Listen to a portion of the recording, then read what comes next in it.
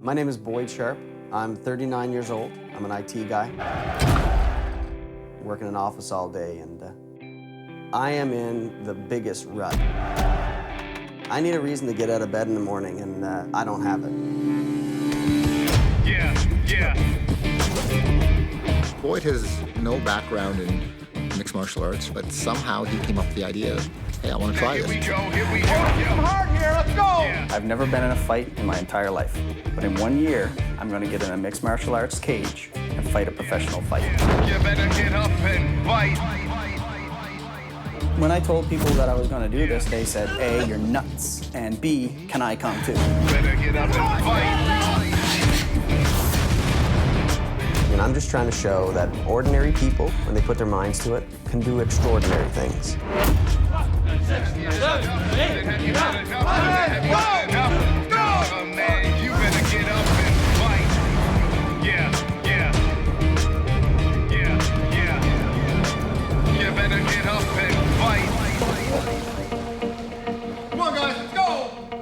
There is just 1 month left in the 12-month Cubicle to the Cage MMA program. Right now, only Boyd Sharp has a fight. The Rest Hope head trainer Peter Martel feels their cage ready and is able to find them a suitable opponent. Peter is also a fight promoter, and tonight Extreme Cage Combat is putting on an event in Halifax, Nova Scotia. It's a special evening for Boyd and Steve Goodfellow. They're getting in the cage for the first time for 3 rounds of exhibition Muay Thai sparring to help prepare them for the feeling of a real MMA fight. We said, let's take it nice and easy, and we'll throw everything at about 50%. I think that lasted about a half a second. The first time one of us hit the other guy, and I don't know who hit who first, we basically just started trying to kill each other. I was really surprised at Boyd. I've really been worried about Boyd through this whole program, about him getting into that cage, about getting hurt. But in the last month or so, Boyd, in the way I see it, has found violence. And I really felt the difference between our sparring and then when we went and did that exhibition fight. He was extending punches where I'm normally safe in range, and he was hitting me, and he was rocking me, and he kept coming forward. He's a different man than he was a year ago. Hey, there you go. Come on, Boyd. Come on, Boyd. Boyd, Steve, and Rick Doyle have developed a special bond. They're all more than 40 years old and have pushed each other through 11 months of training. There you go, Boyd. The other cubes have seen several live fights over the year, but this is Rick's first. He had no interest in watching MMA, but the program has changed his attitude. There's incredible energy in here. I didn't expect that. My f***ing adrenaline is right here right now. You're good, man. I'm proud of you, man. You don't hit me that hard normally. Oh, that was awesome. I was like, who hit me? The spinning back kick to the liver, I was like, oh, I can't believe I landed that. Right to my rib, too. Oh, was it right on your bad rib? Not bad for a couple of old men. Yeah, that's right. Unreal. Boyd and Steve aren't the only old men in the ring tonight. 49-year-old Jerome Wilson is fighting his first pro MMA fight. He started the Cubicle to the Cage program, but he runs his own business and couldn't fully commit. He boxed when he was younger and is taking the fight to help Peter fill the card. He turned 49 today, and he's taking a fight against Matt Hine, the guy that knocked out Morteza a few months ago. So I'm pretty excited and anxious to see how that turns out.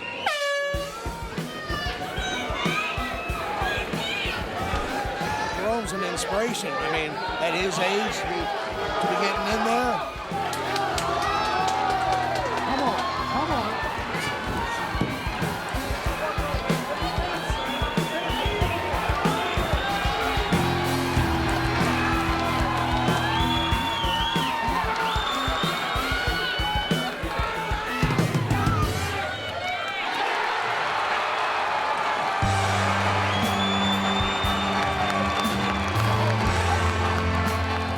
Man, that place went wild when he won. It was crazy. It was definitely the high point of the evening for me. It was inspiring. It really was. Life partner. Right here. There's no age barrier now. I was awesome. Yeah. We gotta get you somebody. We gotta get you somebody. Pete, I want to fight, man. I Get you somebody. I want to fight bad. Going to that pro fight changed everything for me, completely. I had never gone to a pro fight before, and to be honest, I was like a kid in a candy store. I lost my mind. Holy son of a bitch. To watch Jerome fight was inspiring.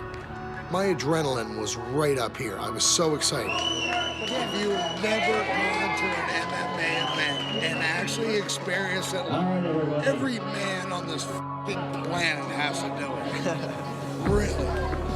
I hear you.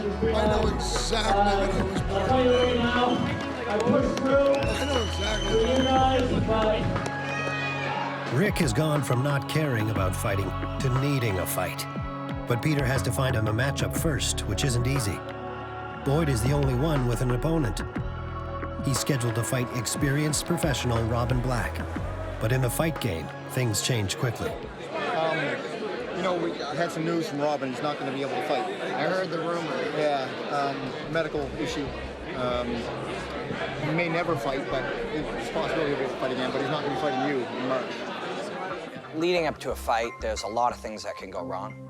You know, it's almost a marvel that any fight gets made in some ways, but you gotta get checked by a doctor, and he checks your heart and your brain and make sure you don't have any breaks in your hands and a number of things like that. And one of the tests that they do is the health of your eye.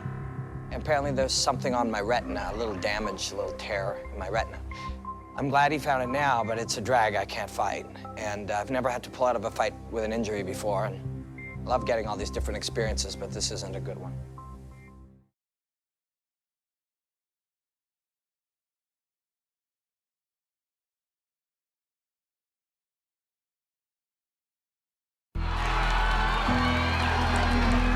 Boyd Sharp was supposed to fight Robin Black, but Robin had to withdraw because of medical reasons.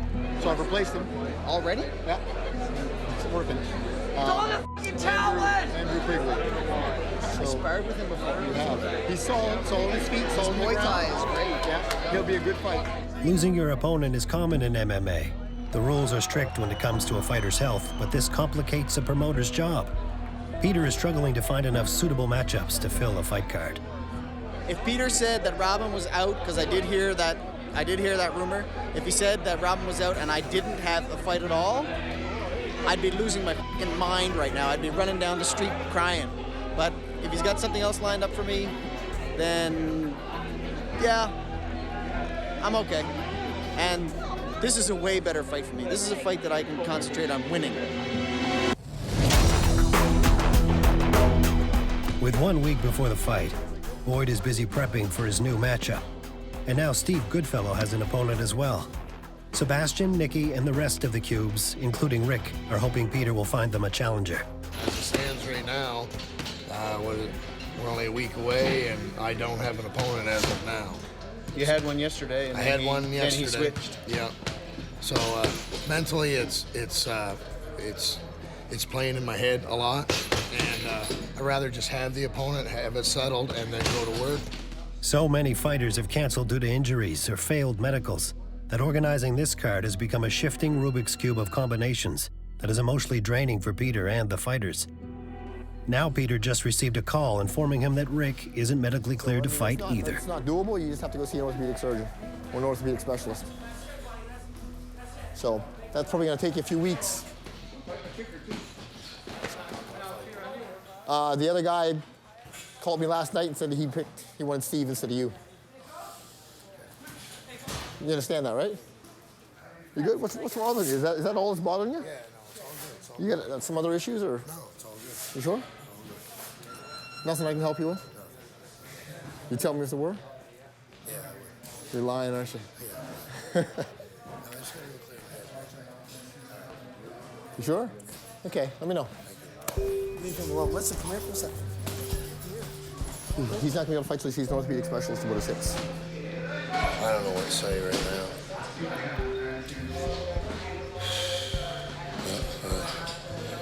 I really don't know. Rick left his job, family, and friends to move to Halifax to train for the year. Now that the year is almost up, he's out of money and has to go home soon. The upcoming fight card is his only chance to get in the cage. I came this far. People may say that I don't have the skills or I don't have the tools, but I do. I do. I know I do. All the years I did pro wrestling, you know, and everybody says it's fake. It beat my body to hell, but that's who I was and that's what I did, and I had a very good career doing it. And I guess it pisses me off that a bunch of doctors will sit back and say, you can't go in and fight because you're not fit enough. Like f***ing hell I'm not fit enough. You know, I'm more fit than 95% of people walking down the street, regardless of their age. So how dare they try to take something away that I earned? I earned the right to go in there.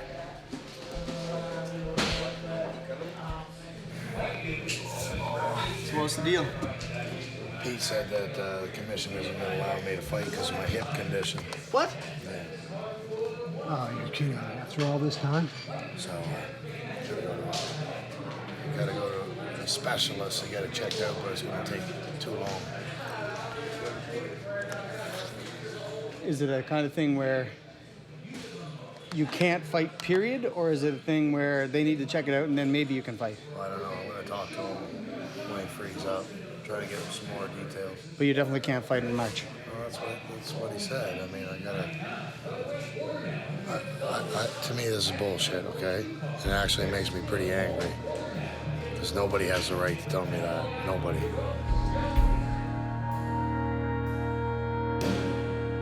It's been quite a journey, and I met two tremendous friends that I've trained with and sweated with and bled with, and I got so much respect for those guys. I probably have more respect for those guys than any other guys I've ever met in my life. And I think they want to see me fight as much as I want to see them fight. The thing is, if it were a brain injury or torn retina or something like that, I would say absolutely not. No, no, no, no, no. It's your hips or if it's your elbow. If you're going in with a bad hand, I've seen fighters in with broken ribs. You go in, you fight. That's what you do. These guys are using an abundance of caution. They want to make sure that the buck gets passed to the highest authority before they say, hey, go in there and try to kill each other. The fight card is in 7 days, and a doctor told Rick he can't fight. And even if he can be cleared, Peter still doesn't have an opponent for him. His only hope is to see the Fight Commission doctor again and beg him for an appointment with the specialist, which can take weeks.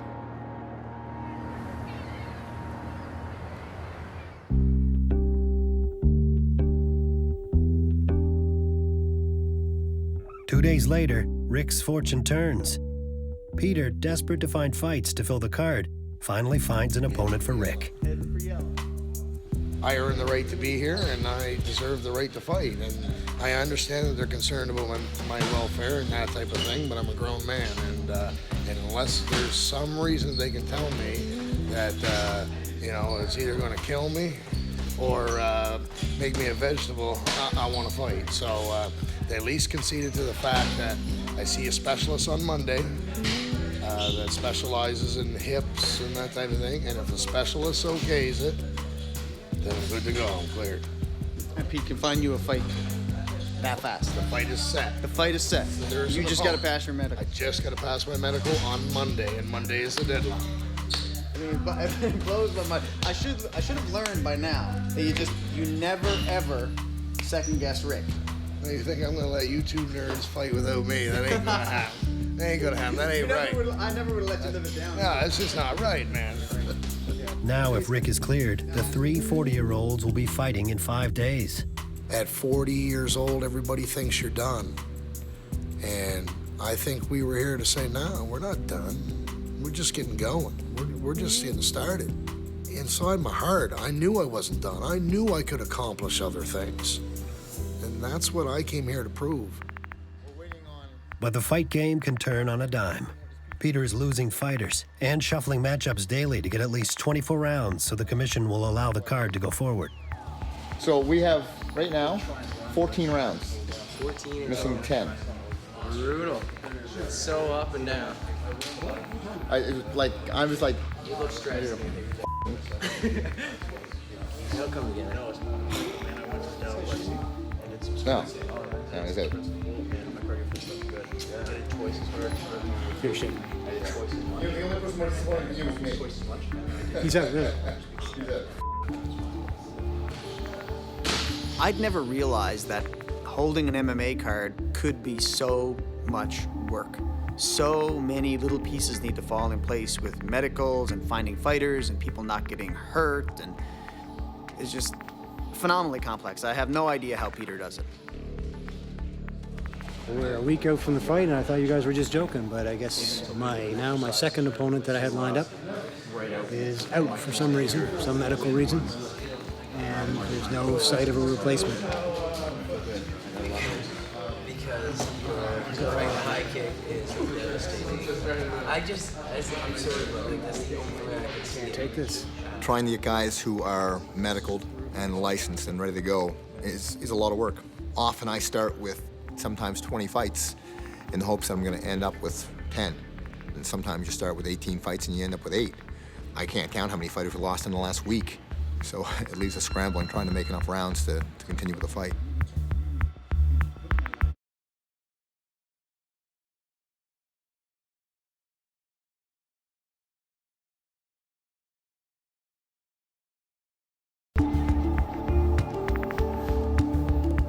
Of the 10 cubes who remain, only Boyd has a fight set. Rick will fight too, if he's able to get approved by the specialist. Thank you. But none of this matters if Peter can't get enough rounds before the deadline. I've got 3 hours to get full clearance from the medical boxing commission doctor. If I don't get that clearance, I'm off the card. That's the deadline, so backs to the wall. If Rick doesn't have a fight, it'll go over to Steve. And I mean, it looks like that's what I'm gonna have to do in the next few minutes anyway. So whether he clears or not, now I think I'm gonna have to move that fight over to Steve. I can't wait. You know, it's the 11th hour. I can't wait any longer. I wouldn't say it went well at all, but I'm not dead in the water right now yet.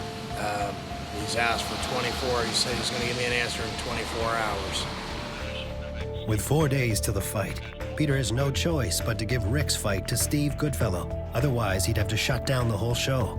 I took over Rick's opponent when Rick had his issue with the medicals and with the boxing commission, so I'm set, I'm done, so I'm in fight mode. Rick eventually got approval from the commission, but it took too long. Steve now has his fighter. After 12 long months of dedication, Rick's 2 best friends now have fights set, and he has none. There's nothing can be done about it, so it is what it is. I'll finish the training the last day with the boys. I'm going to show up at the weight cut, and I'm going to be the weight that I said I was going to be, and then I've done every aspect of this that there is to do. So. Yeah, so we've got 2 pounds to go. Okay. It's 14 to 16 pounds.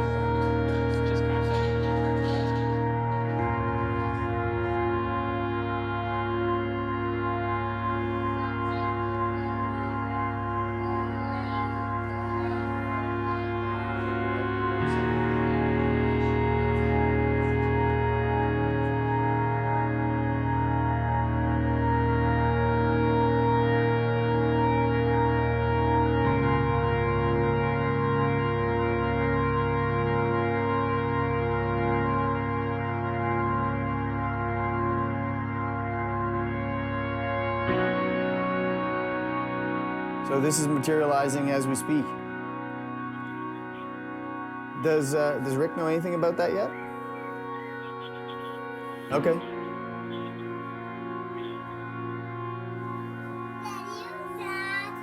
That was my friend Peter. Peter may need Rick to fight.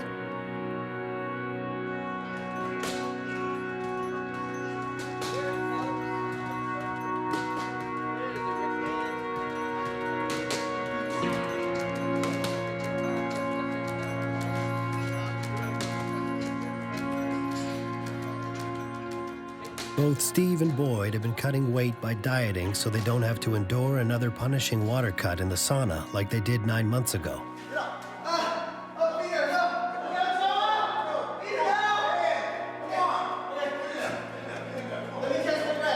The weight cut was the singular most horrendous experience of my life, bar none. Rick chose to skip that practice cut. Rick says, I think it's stupid, but that's just me. I'm really not into the team building and group hug shit. Now he has to cut weight for the very first time, 36 hours before he is supposed to fight. He has 15 pounds to lose. Back up to 159.6. It would almost be good if Rick had done this before. If he'd had an opportunity to try to cut weight in the past somehow, it would have been beneficial. He's gonna be one miserable SOB. Listen, he's a miserable SOB on the best of days. He's gonna be insufferable is what he's gonna be. How long have you been on there? 30 minutes? Yeah. Okay, see if you can do a full hour, and then we'll switch over to bike. Rick has also been on a strict diet and is already weak and dehydrated. He's allowed no food or water for the next 24 hours. He has no idea what's coming. He hasn't even begun to feel miserable yet. He's about 10% of the way into misery. 155.8. Nice. You were in here bragging about how you were 159. 1 hour on the treadmill, half an hour on the bike. So how much you weigh? 155.8 with his shorts on. That's what I weighed this morning, but I shot up for some reason. You shot up? He was loading on water still all day. You were loading on water all day, though, right? Yeah. Okay. You better dig in, boy. You got a hard 10 pounds to go. This is where it's going to be in your head, in your heart that's going to make the difference in this.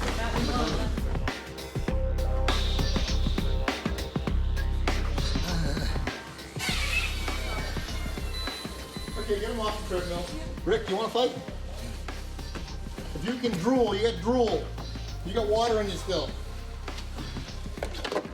Let's go with you. Take your stuff and we'll go with you. Take your gear off. Stand up. Take your gear off. Let's go. Put your head there, Rick. Good job. Survived tougher than this.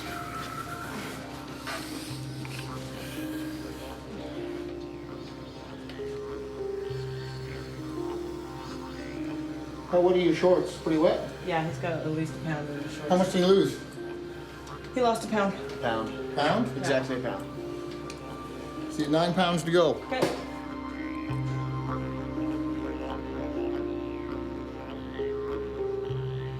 I mean, if he's that bad, we gotta stop. And we need to miss weight by 9.8 pounds. Does someone want to have a frank, heart-to-heart, serious conversation with him and say, listen, if you're this bad, I'll call him right now, I'll call the fight off. There's no sense in having Ryan go through this for an opponent who's going to show up that much overweight.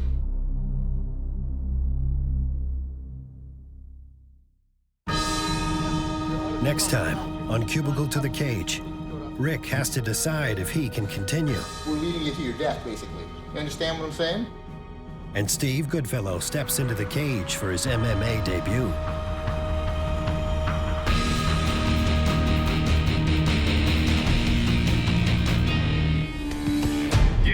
Yeah. Now here we go. Yeah. Come on. All right, now here we go.